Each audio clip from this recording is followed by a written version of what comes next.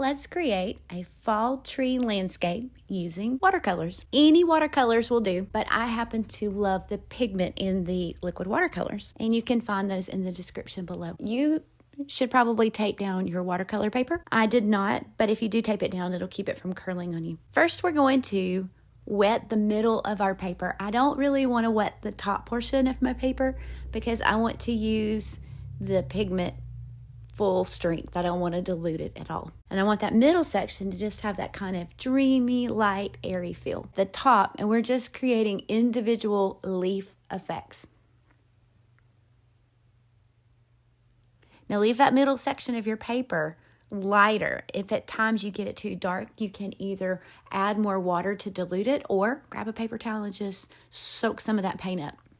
Now we're going to make some trees in that middle section that are going to be airy and light and off in the distance, very dreamy. And to do that, you just need a light tree trunk color, whatever color you want your trees to be, but add more water to it to dilute it just a little bit and keep it very light. And those are just going to kind of hit in that middle section there. They're not going to go all the way to the top or to the bottom because they're farther in the distance.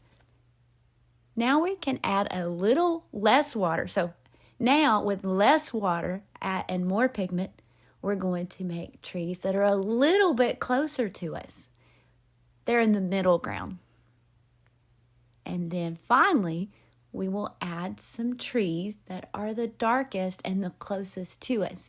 So they're going to be thicker, wider, taller, and they will reach from the top to the bottom. This is the part where we have to stop, because if we continue adding things to this watercolor paper now and it's heavy and wet, it's going to start melting our color into the background, and we don't want that. So you can let this dry overnight, or if you're impatient like I am, grab a hairdryer and just let it dry your watercolor paper. We just want to soak up that water. Now, once your watercolor is fairly dry, as long as it's not saturated, we can add more color to the leaves. I'm going to use a small brush to mimic my leaves. I'm just going to do dot, dot, dot, dot in the fall colors of leaves that I want my trees to be. And this part takes the longest because you have to make all those individual dots of color. But I promise the really fun part is coming up next.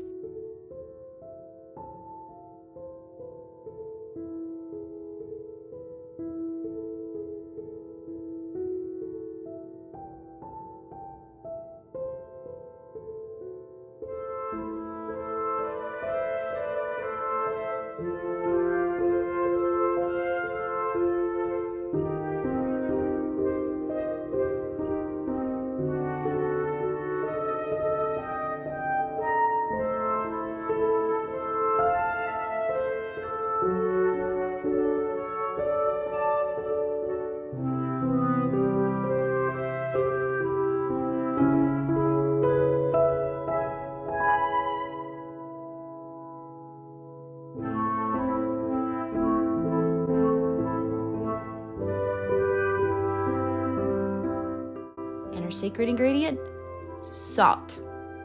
I love the effect salt brings to watercolors, especially for fall leaves and trees. It just makes it look like you added a little extra special something to your painting. I'm going to dip a very wet brush into my watercolor, and then I'm going to take the first thing closest to me with a little weight to it, and that's a pair of scissors. And I'm going to knock it against my paintbrush, and this is going to cause a splatter effect. We just want to splatter paint across my paper to mimic more leaves, because I'm getting a little tired of making dot, dot, dots. And also, this is just fun. You should definitely try it. We hope you enjoy trying these fall trees with watercolor, and most importantly, forget not the Lord, who gave us these changing seasons and all the amazing colors of fall.